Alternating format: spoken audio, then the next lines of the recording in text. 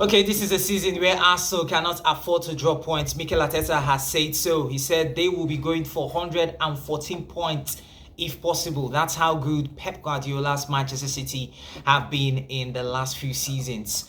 Arsenal have dropped points indeed at home to Brighton and Hove Albion, but a lot of talking points, a lot of questions to be asked.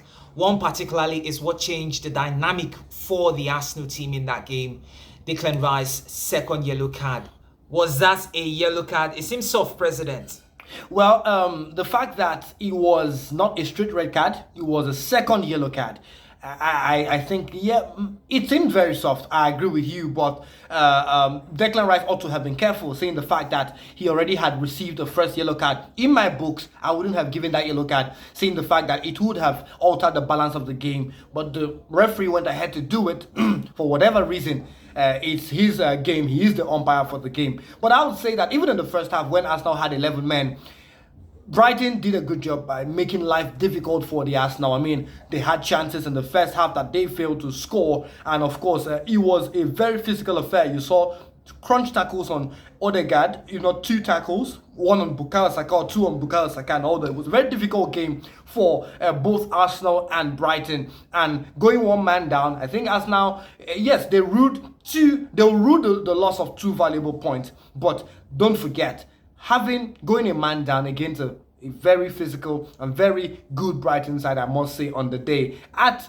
your home is not such a bad thing. But because Manchester City have set the bar so high, it looks as though you have to be perfect plus more to win the league. You can't afford to be dropping points against Brighton and Hove Albion. Arsenal have Tottenham Hotspur, Manchester City away in their upcoming fixtures. Rice will have one game banned because it was a 2 yellow card, and Odegaard seems to look like he has a knock, but of course we'll get updates on that more moving forward. Merino is still not fit.